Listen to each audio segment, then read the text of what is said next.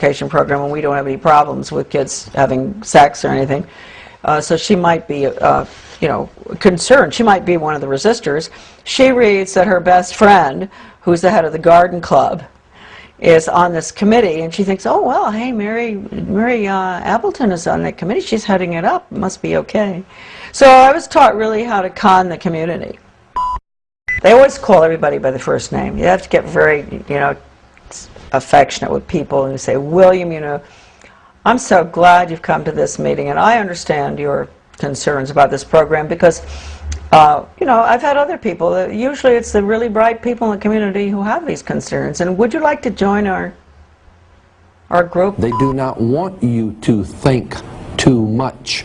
That is why our country and our world has become so proliferated with entertainments, mass media, television shows, amusement parks, drugs, alcohol, and every kind of entertainment to keep the human mind entertained so that you don't get in the way of important people by doing too much thinking.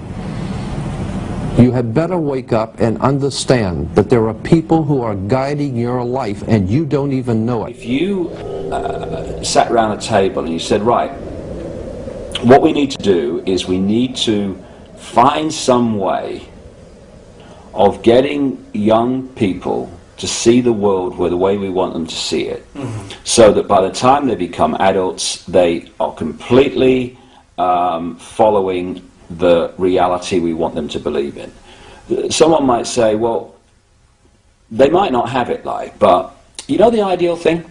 What we do is we have a system where we take children away from their parents at least 5 days a week, all day, from about the age of 4 and 5, and we have control of their minds until they're about 17, 18. That would be ideal.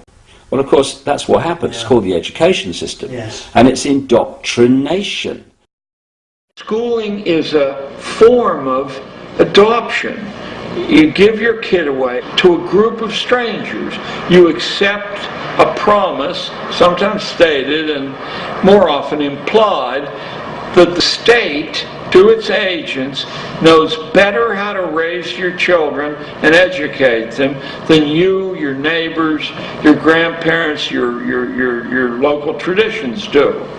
And that your kid will be better off so adopted. By the time the child returns to the family, or has the option of doing that, very few want to.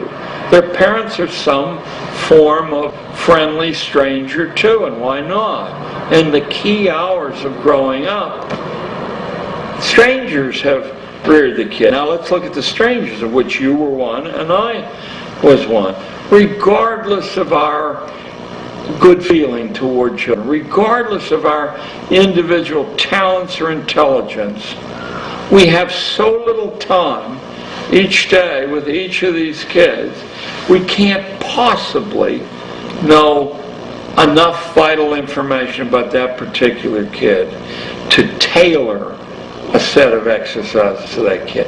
So what we do is accept, and of course if we don't accept this, we're fired or harassed. We accept a state's prescription that's written in manuals. You do this first and this second and this third, and the way the state checks on whether you've followed that diet is there's standardized tests given at intervals.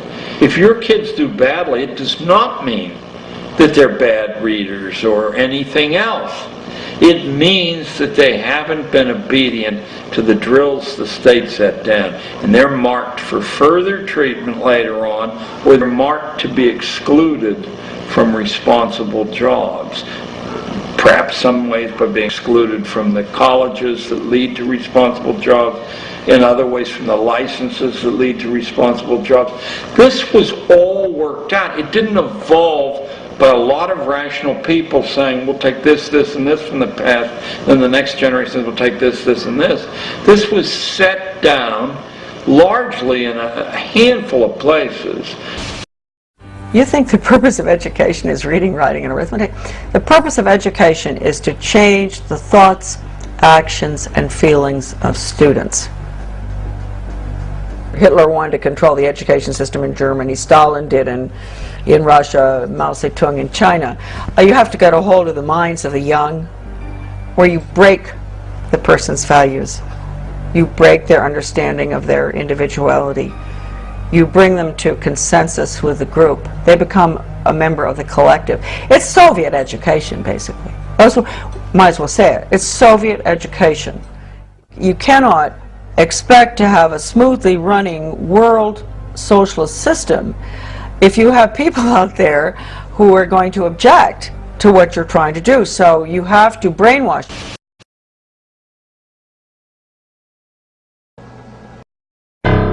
Let us never tolerate outrageous conspiracy theories concerning the attacks of September the 11th. Malicious lies that attempt to shift the blame away from the terrorists themselves, away from the guilty.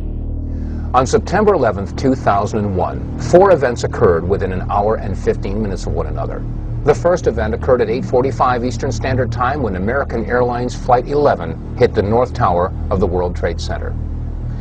And then 18 minutes later, at 9:03 Eastern Time, United Airlines Flight 175 slammed into the South Tower of the World Trade Center. And then at 9:43, it was reported that American Airlines Flight 77 had hit the Pentagon. And then finally, at 10 o'clock Eastern Time, United Airlines Flight 93 crashed in Shanksville, Pennsylvania. Now, unless this is one incredible coincidence, is it not safe to assume that all 4 of these events are inescapably married to one another? And is it not also safe to assume that if you find one person involved or a party involved with one of these events, they're probably involved in all of them? Well, following this train of thought, since there was no credible claim of responsibility, is it not safe to assume that those involved, or those parties involved, or agencies, or groups that were involved in the events of 9/11 would do anything that they can to obfuscate, distract, or distort, or cover up any information that might lead to their discovery? And if that's true, is it not also safe to assume that if you find somebody, a group, an agency, a party that is involved in the obfuscation, distraction, distortion, or cover-up of any information involved in any of the events of 9/11, does it not indicate possible involvement and even guilt in the events of 9/11? Keep this in mind as we look at the video evidence of September 11th. This documentary about the New York City firefighters was going to be assembled at a later date, and it was not televised. In fact, there was no live coverage at all of Flight 11 as it hit the North Tower. After all, it was a surprise attack. So if there was no live television coverage of the first plane hitting the first tower, how do we explain the following comment from George Walker Bush? What was the first thing that went through your head when you heard that a plane crashed into the first? I was sitting outside the classroom waiting to go in, and I saw an airplane hit the tower of a TV. You know, the TV was obviously on, and I used to fly myself, and I said, well, there's one terrible pilot. And I said it must have been a horrible accident. But I was whisked off there. I didn't have much time to think about it. Now, wait a minute. George Bush was told about the second plane while he was inside the classroom. So you just heard him describe seeing the first plane crash on television that day. But that's impossible. No one saw the first plane crash on TV on September the 11th because the videotape of it didn't surface until the next day. On September 11th, it was reported that the passengers of Flight 93 were in the process of overcoming terrorists who had taken over the plane using box cutters. And in the process, the plane crashed in a field in Shanksville, Pennsylvania at 10 o'clock a.m. Eastern Standard Time. Well, if Flight 93 crashed in Shanksville at 10 o'clock Eastern Time, how do we explain the following story that was carried by WCPO-TV Channel 9 in Cincinnati, Ohio? This story was posted on the internet at 11:43 a.m. Eastern Time by web producer Liz Foreman. The headline reads, "Plane lands in Cleveland, bomb feared aboard." A Boeing 767 out of Boston made an emergency landing Tuesday at Cleveland Hopkins International Airport due to concerns that it may have a bomb aboard, said Mayor Michael R. White. United identified the plane as Flight 93. If United Airlines Flight 93 crashed at 10 o'clock Eastern Standard Time in Shanksville, Pennsylvania, then how could Flight 93 also have landed at Cleveland Hopkins International Airport, been evacuated, and searched for a bomb, as was reported at 11:43 Eastern Time by Liz Foreman from WCPO-TV in Cincinnati? Which flight was the real Flight 93? Which flight crashed in Shanksville, Pennsylvania? We're being pushed out as well because there was some concern that there might be additional explosions, possibly other bombs. The entire top of the building just blew up. The second explosion and another explosion. We have a report now of a fourth explosion at the Trade Center. There has just been a huge explosion.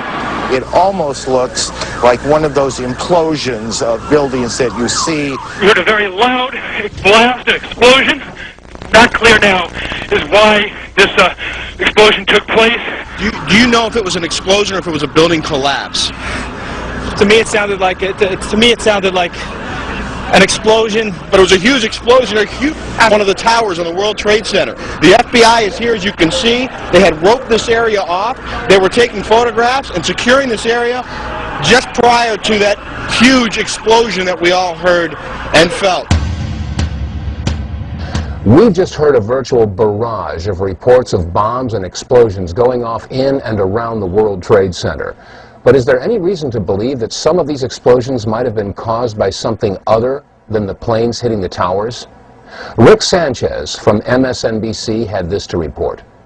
Rick Sanchez has been there throughout this morning for us. Rick, tell us where you are and what the latest is. Well, I'm in that area, if you're familiar with this area of where West Broadway and Hudson come together, right at Chambers. That would put us about a block and a half away from the site of where the explosion was. That area has just been evacuated because police have found what they describe as a suspicious device, and they fear that it might be something that could lead to another explosion. Obviously, there's a real sense of caution here on the part of police. I spoke with some police officials moments ago, Chris, and they told me that they have reason to believe that one of the explosions at the World Trade Center, aside from the ones that may have been caused by the impact of the plane with the building, may have been caused by a van that was parked in the building that may have had some type of explosive device in it. So their fear is that there may have been explosive device planted either in the building or in the adjacent area, and that's why they're being so cautious. In the September 24th, 2001 edition of People magazine, on page 34, there was an interview with Louis Caccioli, a 51-year-old firefighter assigned with Engine 47 of Harlem, New York, and he had this to say. We were the first ones in the second tower after the plane struck. I was taking firefighters up in the elevator to the 24th floor to get in position to evacuate workers. On the last trip up, a bomb went off. We think there was bombs set in the building. Well, Louis Caccioli isn't the only firefighter that claims that there were bombs or explosives going off in and around the World Trade Center. At least 2 blocks, and we started running. Floor by floor, it started popping out. It was if it had detonated. They were planned to take down a building. Boom, boom, boom, boom, boom, boom, boom. All the way down. I was watching. We've heard eyewitness accounts and testimony from fire officials that indicate that there were bombs, explosives, possibly detonating charges that were utilized in the collapse of the World Trade Center buildings.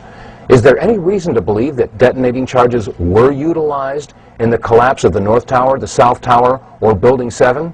One firefighter did say, boom, boom, boom, boom, boom, that's how it went down.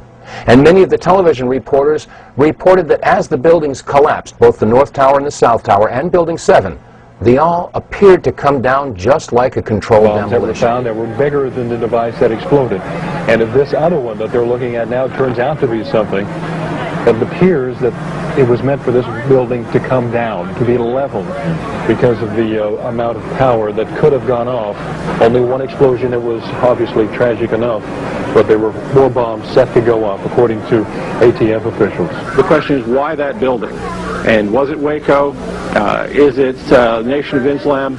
we should find out an awful lot when the bombs are taken apart. I think it was a great stroke of luck. As you're mentioning, it's hard to talk about luck on a day like today in Oklahoma City.